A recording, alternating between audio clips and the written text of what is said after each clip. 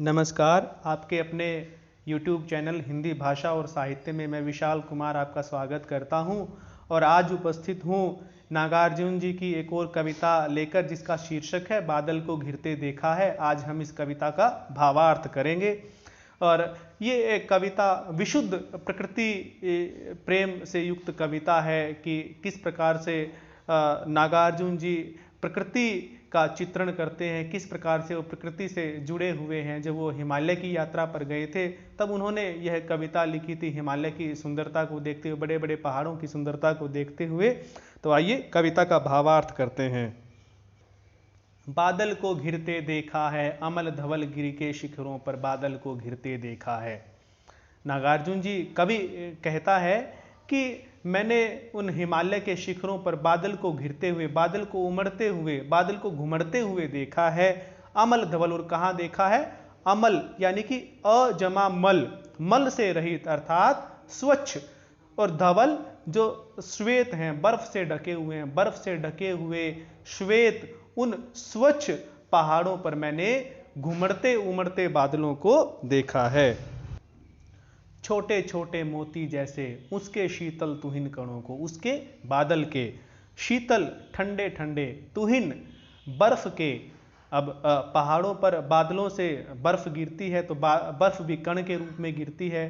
तो मैंने उस बादल से, बादल के छोटे छोटे हिम कणों को जो कि मोती के समान लगते हैं, छोटे छोटे मोती जैसे उसके हिम कणों को मैंने मानसरोवर के उन स्वर्णिम कमलों पर गिरते देखा है। जो मानसरोवर झील है वहां कैलाश के आसपास, उस मानसरोवर झील में जो सुनहरे रंग के कमल खिले हुए हैं, उन कमलों पर मोती के समान लगने वाले उन बादलों से गिरते हुए हिमकणों को मैंने देखा है। अर्थात उस सुंदर दृश्य के बारे में यहाँ पर कवि हमको बता रहे हैं। बादल को घिरते देखा है कि मैंने उस पहाड़ पर, उस स्थान पर बादलों को घिरते हुए, उमड़ते घुमड़ते हुए देखा है। तुंग हिमालय के कंधों पर छोटी बड़ी कई झीलें हैं। तुंग ऊंचे, उस ऊंचे हिमालय पर छोटी और बड़ी कई प्रकार की झीलें हैं, बहुत सारी झीलें उस हिमालय पर स्थित हैं।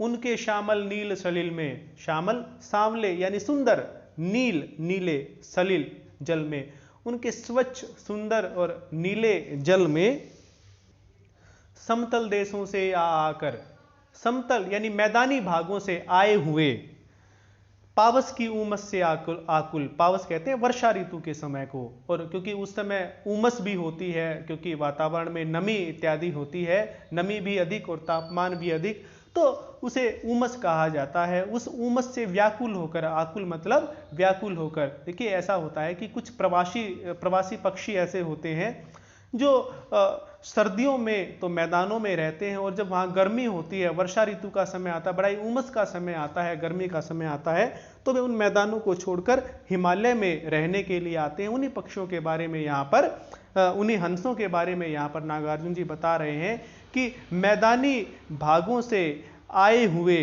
और वर्षा ऋतु की उमस भरी गर्मी से व्याकुल, तिक्त मधुर विष तंतु खोजते। तिक्त कहते हैं तीखे, मधुर मीठे, और विष मतलब कड़वे, तंतु यानी तंतुओं को खोजते, क्योंकि हंसों का यही भोजन है, वे तंतु ही खाते हैं, जो पानी में उगे हुए तंतु होते हैं उनको ही खाते हैं।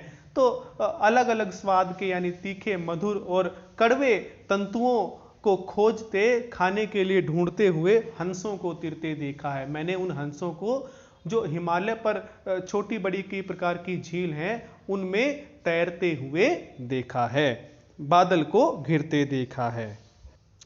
ऋतु वसंत का सुप्रभात था, मंद मंद था अनिल बह रहा।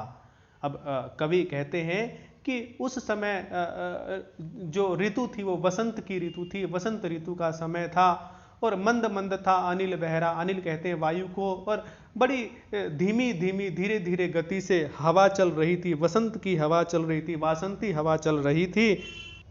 बालारुण की मृदु किरणें थी, क्योंकि सुबह का समय सुप्रभात था कहा है ना, तो सुबह का समय था, तो बालारुण, बाल कहते हैं बालक और अरुण कहते हैं सूर्य को, जो सूर्य उसी समय जिस समय उदय होता है उस समय उसे कहा जाता है बालारुण, कि तब सूर्योदय हुआ ही था, सूर्य उगा ही था, तो उस तभी उदय हुए सूर्य की मृदु यानी कि कोमल किरणें थी।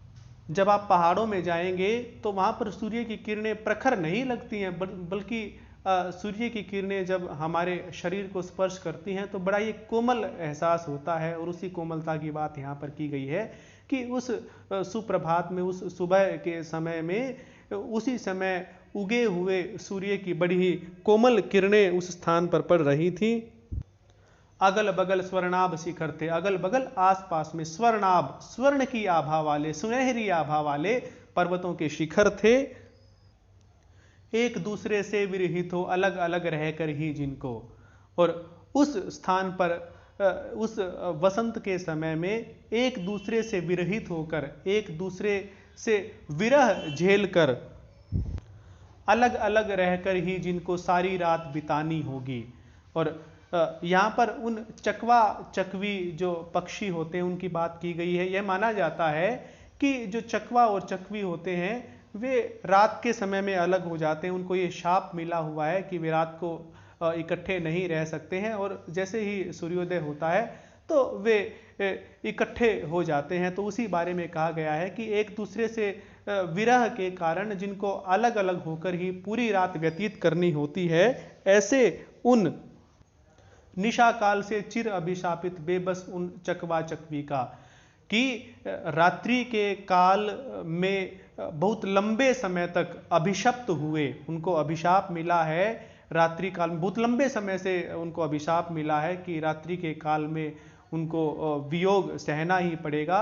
तो उस बेबस, उस विवश चकवा और चकवी को, और बेबस इसलिए कहा गया है क्योंकि वे विवश हैं, वे भाग्य के अधीन है, उनको अभिशाप मिला, वे चाहकर भी कुछ नहीं कर सकते।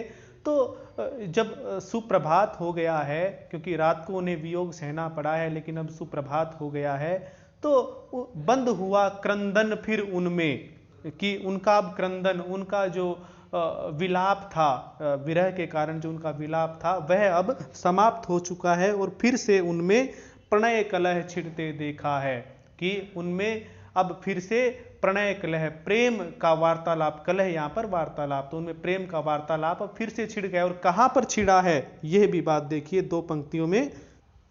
उस महान सरोवर के तीरे सैवालों की हरी दरी पर। और कहाँ उनका प्रणय वार्तालाप शुरू हुआ है? जो मान सरोवर, जो महान सरोवर है, उस सरोवर के तीरे यानी कि उस सरोवर के किनारे पर, और शैवालों की हरी दरी पर, क्योंकि झील में शैवाल जो काई होती है वो होती है, तो उस जो शैवाल क्योंकि उस सरोवर के किनारे पर आई हुई है और वो एक दरी की तरह बिछी हुई है, ये लग रहा है कि वो एक हरी दरी की भांति है। उस शैवाल रूपी हरी दरी पर, उस मान सरोवर झील के किनारे पर, उन रात में बिछड़े हुए, निशा काल से ही चिर अभिशापित उन चकवा और चकवी का क्रंदन, अब उनका विलाप अब बंद हो गया और उनमें भी प्रेम का वार्तालाप प्रारंभ हो गया है। और उस प्रेम वार्तालाप को छिड़ते हुए, प्रारंभ होते हुए कवि ने अपनी आंखों से देखा है, बादल को घिरते देखा है। दुर्गम बर्फानी घाटी में 100 सहस्त्र फुट ऊंचाई पर, दुर्गम यानी कि जहां पर जाया ना जा सके, बर्फानी घाटी, बर्फ से युक्त घाटी में 100 सहस्त्र फुट ऊंचाई पर, सैकड़ों हजारों फुट ऊंचाई पर जो स्थित है घाटी, और जो दुर्गम भी है और जो बर्फ से युक्त है, उस घाटी में अलख नाभि से उठने वाले, अलख नाभि जिसको देखा ना जा सके, अपनी अलक्षित नाभि से उठने वाले, निज के ही उन्मादक परिमल, अपने ही उन्मादित करने वाले परिमल यानी सुगंध के पीछे धावित हो होकर, उस सुगंध के पीछे दौड़ दौड़ कर तरल तरुण कस्तूरी मृग को, उस तरुण कस्तूरी हिरण को अपने पर चिढ़ते देखा है, अपने पर ही चिढ़ते हुए, अपने पर ही खींचते हुए देखा है। देखिए बात यहाँ पर यह बताई गई है कि हिमालय की उन ऊंची बर्फानी घाटियों में, बर्फ से युक्त घाटियों में, दुर्गम घाटियों में कवि ने कस्तूरी हिरणों को देखा है, जो कि अपनी ही नाभि से उठने वाली कस्तूरी की गंध के पीछे भागते हैं, उनको ये लगता है कि यह गंध आसपास ही है और उस गंध के पीछे ही वे दौड़ते रहते हैं, उस गंध को प्राप्त करने के लिए ही दौड़ते रहते हैं। लेकिन क्योंकि उन्हें यह नहीं पता कि यह गंध तो उनकी स्वयं की नाभि से ही आ रही है, कहीं दौड़ने की आवश्यकता नहीं है, और वे फिर भी दौड़ते रहते हैं। और जब उन्हें वह गंध कहीं प्राप्त नहीं होती है, उस गंध का उद्गम स्थान प्राप्त नहीं होता है कि कहाँ से वह निःसृत हो रही है, तो वे अपने ऊपर ही खींचते हैं, अपने ऊपर ही चिढ़ जाते हैं कि वे किस प्रकार से उस गंध के उद्गम स्थान को खोज नहीं पा रहे हैं। इस तरह की बात जो है हमारे भक्ति काल के कवियों ने भी कही है कि हिरण की नाभि में ही कस्तूरी बसती है और वह उसको अन्यत्र ढूंढता रहता है। वैसे ही मनुष्य भी जो है वो उसके स्वयं में परमेश्वर विद्यमान है, परमात्मा विद्यमान है, लेकिन वह उसको बाहर मंदिर, मस्जिद, गिरजाघर इत्यादि में ढूंढता फिरता है।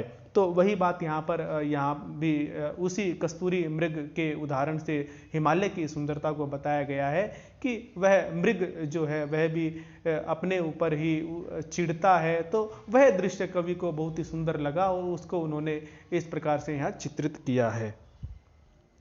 कहाँ गया धनपति कुबेर, वह कहाँ गई उसकी वह अलका। अब इस वाले पद्यांश को समझने के लिए आपको थोड़ा सा एक पृष्ठभूमि में जाना होगा कि कालिदास ने एक खंड काव्य लिखा था मेघदूत। उसमें मेघ को दूत बनाकर एक यक्ष ने कुबेर की अलकापुरी में भेजा था, जहां उसकी प्रेयसी रहती थी। तो उस बात का यहाँ पर वर्णन किया गया है कि क्योंकि अलकापुरी भी यही माना जाता है कि हिमालय में ही स्थित है, तो यह बात वो कहते हैं कि कहाँ गया धनपति कुबेर, वह कहाँ गई उसकी वह अलका, कि वह धनपति कुबेर का भी अब अता पता मुझे नहीं दिखाई देता, क्योंकि मैं तो हिमालय की इन्हीं शिखरों पर आया हुआ हूँ। नहीं तो धन का स्वामी वह कुबेर यहाँ दिखाई देता है, अब उसका भी अस्तित्व मुझे दिखाई नहीं देता, और नहीं उसका जो नगर था जिसको अलकापुरी कहा जाता है वह भी अब दिखाई नहीं दे रही, जिसका कालिदास ने अपने मेघदूत में वर्णन किया है, वह अब मुझे दिखाई नहीं दे रहा। मुझे नहीं पता कि वह अब कहाँ चले गए। नहीं ठिकाना कालिदास के व्योम प्रवाही गंगाजल का। व्योम कहते हैं आकाश को, प्रवाहित होने वाला गंगाजल। कालिदास ने अपने मेघदूत में कुछ इस तरह का वर्णन किया है कि उस कैलाश पर्वत पर उस समय आकाश में मानो गंगा प्रवाहित हो रही हो। तो कालिदास ने जो वर्णन किया था आकाश में बहने वाली, प्रवाहित होने वाली गंगा के बारे में जो वर्णन किया था, उस का भी ठिकाना कहीं पता नहीं लग रहा है। नहीं ठिकाना का अर्थ है उसका भी कहीं अता पता नहीं है, उसके बारे में भी अब मैं नहीं खोज पा रहा हूँ, उसको भी खोज नहीं पा रहा हूँ, उसको भी नहीं देख पा रहा हूँ, उसका भी पता नहीं वह कहाँ की कहाँ चली गई है। ढूंढा बहुत परंतु लगा क्या मेघदूत का पता कहीं पर, कि मैंने तो जिस मेघदूत को, जिस बादल को दूत बनाकर यक्ष ने भेजा था, मैंने तो उस दूत को भी, मेघदूत को भी, उस बादल को भी ढूंढने का बहुत प्रयास किया, लेकिन किंतु लगा क्या, कि उसका क्या पता लगा, अर्थात उसका मुझे पता नहीं लगा, वह मुझे कहीं भी दिखाई नहीं दिया। कौन बताए वह छाया में बरस पड़ा होगा न यहीं पर। छायामय बादल के लिए ही प्रयोग किया गया है। जिस बादल को यक्ष ने दूत बनाकर अपनी प्रेयसी के पास भेजा था, उसे ही यहाँ पर छायामय कहा गया है, कि वह छायामय जिसको यक्ष ने दूत बनाकर भेजा था, क्या पता उसका यहीं पर बरस कर वह समाप्त हो गया होगा। देखो, यह माना जाता है कि जब बादल उमड़ते घुमड़ते हैं तो तब वे हमें बादल के रूप में दिखाई देते हैं, लेकिन जब वो बरस जाते हैं तो वे समाप्त हो जाते हैं। तो यहाँ पर नागार्जुन जी का मानना है कि मुझे लगता है कि वह रास्ते में ही कहीं ना कहीं बरस गया होगा, और रास्ते में ही कहीं ना कहीं वह बरस करके समाप्त भी हो गया होगा। तो कहने का मूल भाव पिछली 7-8 पंक्तियों में यह है कि कवि जो है कालिदास के द्वारा वर्णित मेघदूत, जिन बादलों की सुंदरता का उन्होंने वर्णन किया है, जिस प्रकार से उन्होंने अलकापुरी का वर्णन किया है, जिस प्रकार से कुबेर का वर्णन किया है, धनपति कुबेर का वर्णन किया है, तो उन सब के बारे में यहाँ पर बता रहे हैं कि मुझे उनका यहाँ पर कोई नामो निशान नजर नहीं आता। भले ही कालिदास ने वर्णन कर दिया, लेकिन मुझे आज के समय में जब मैं यहाँ हिमालय की यात्रा करने आया हूँ तो वहां पर ये तो दिखाई नहीं दे रहे। जाने दो वह कवि कल्पित था। तो कहते हैं कि चलो ना दिखाई दिए मत दिखाई देने दो, वह तो सारे कवि की कोरी कल्पना ही थी, क्योंकि कालिदास ने वह कल्पना से ही लिखा होगा, इसीलिए आज उनका नामो निशान मुझे यहाँ पर दिखाई नहीं दे रहा है। मैंने तो भीषण जाड़ों में नभ चुंबी कैलाश शीश पर, मैंने तो उस भयानक सर्दी की ऋतु में नभ चुंबी कैलाश शीश पर, यानी कि आकाश को चूमने वाले इतने ऊंचे कैलाश पर्वत के शिखर पर महामेघ को झंझानील से, उस महामेघ को, उन बादलों को झंझानील यानी तूफानी हवा, झंझानील तूफानी हवा से गरज गरज भिड़ते देखा है। गरज गरज कर उस हवा के साथ भिड़ते हुए, उस हवा के साथ संघर्ष करते हुए देखा है। देखिए, कहने का भाव यहाँ पर यह है नागार्जुन जी का कि हम कालिदास के मेघदूत में भले ही हिमालय और कैलाश पर स्थित बादलों के बारे में पढ़ते हैं, और भले ही वो कवि की कल्पना थी और आज हम उसके चिन्ह कहीं भी दिखाई नहीं पड़ते हैं, हमें कहीं भी दिखाई नहीं पड़ते हैं, लेकिन मैंने तो प्रत्यक्ष रूप से वहां पर बादलों की सुंदरता को देखा है। और वह बादलों की सुंदरता कैसी है कि वहां पर बादल उस कैलाश पर्वत के ऊंचे शिखर पर तूफानी हवाओं से किस प्रकार से टकराते हैं, यह दृश्य बहुत ही अनुपम और बहुत ही सुंदर है। बादल को घिरते देखा है।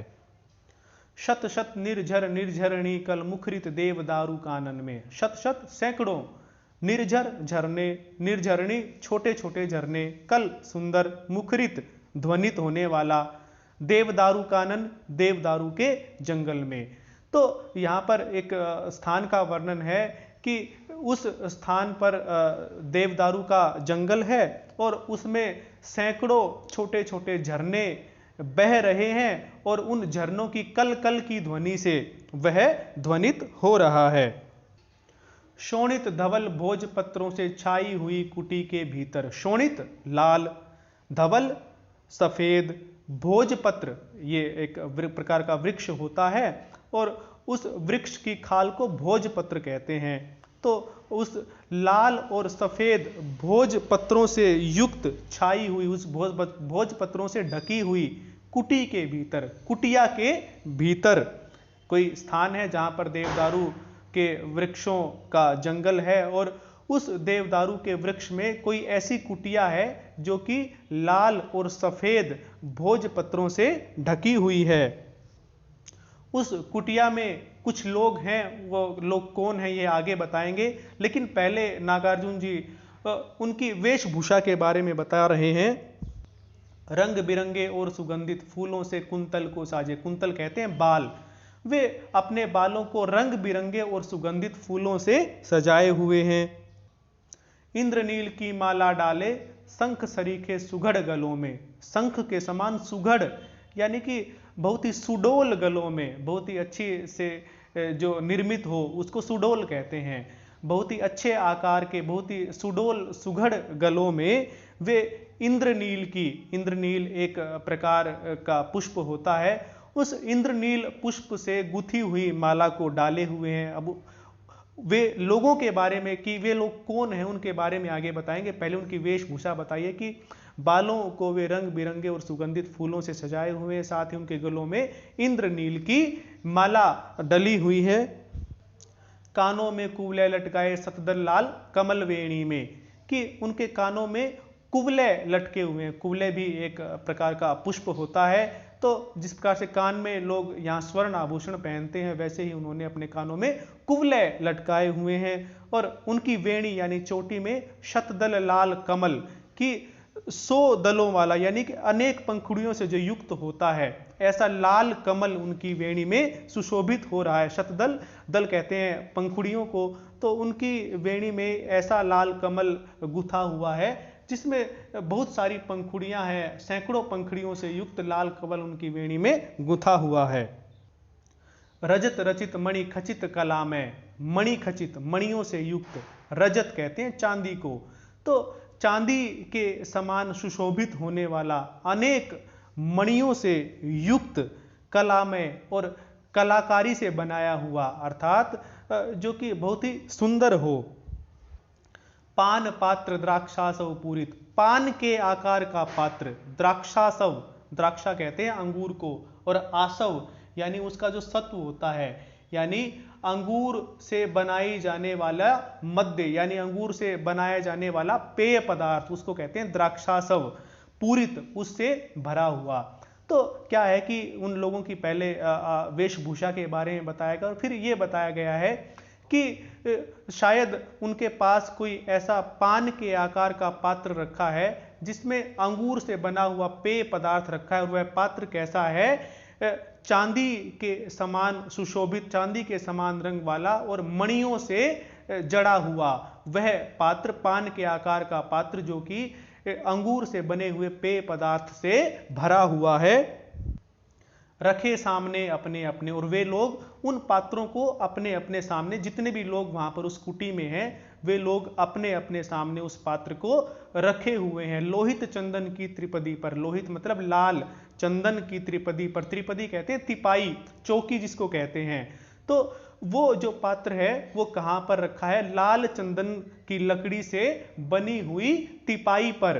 तो ये सब बताया गया है कि वे जो पात्र रखे हुए जिसमें कि अंगूर से बना हुआ पेय पदार्थ है उसको अपने सामने रखे हुए, और किस पर रखे हुए हैं, लाल चंदन से बनी हुई तिपाई पर। नरम निदाग बाल कस्तूरी मृग छालों पर पलथी मारे, पलथी मारे, पलथी मार कर बैठना।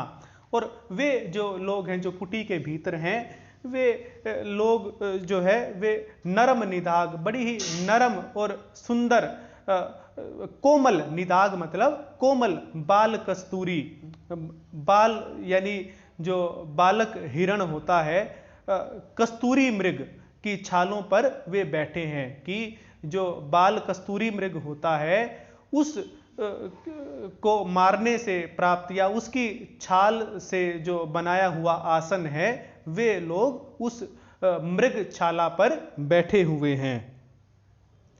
मदिरा अरुण आंखों वाले उन, मदिरा से अरुण हुए, मदिरा से, मदिरा के पान से लाल हुई आंखों वाले उन, क्योंकि जो अंगूर से बनाया हुआ वह पेय पदार्थ है वह संभवतः मदिरा ही है, तो इसलिए यहां पर नागार्जुन जी कहते हैं कि मदिरा के नशे से लाल हुई आंखों वाले उन उन्मत्त किन्नर किन्नरियों की, उन्मत्त की उन्मत्त हुए वे, मदिरा के सेवन से जिस प्रकार से कोई उन्मत्त हो जाता है, अपने आप को भुला देता है, वैसे ही उन्मत्त हुए उन किन्नर और किन्नरियों को, कि मृदुल मनोरम उंगलियों को, कि उनकी कोमल उंगलियों को वंशी पर फिरते देखा है।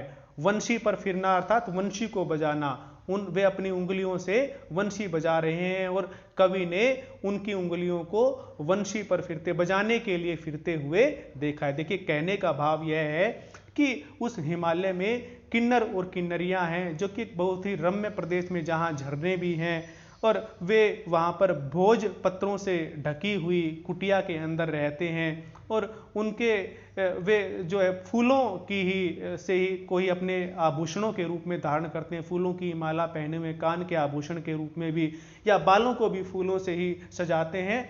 और उनके सामने जो है वो जो पान के आकार का पात्र रखा हुआ, बड़ा ही कलामय, बड़ा ही सुंदर पात्र है, मणियों से जड़ित वो पात्र है, उसमें अंगूर से बनी हुई मदिरा रखी हुई है, वे उस मदिरा का पान करते हैं, और साथ ही वे बाल कस्तूरी मृग की छाल पर बैठे हुए हैं, और उसके अतिरिक्त वे जो है वंशी वादन कर रहे हैं, उस समय उन्मत्त होकर वंशी की मधुर ध्वनि निकाल रहे हैं। तो इस सब सुंदर दृश्य को नागार्जुन ने स्वयं अपनी आंखों से देखा है, और इस प्रकार से वो बादल को घिरते देखा। यह कविता लिखते हैं कि उस हिमालय पर उन्होंने बादलों को उमड़ते घुमड़ते देखा, और साथ साथ जितने दृश्य बताए वे दृश्य भी देखे हैं। तो यह एक प्रकृति चित्रण से संबंधित नागार्जुन जी की कविता थी। उम्मीद है कि आप सभी को अच्छे से समझ में आ गई होगी। धन्यवाद।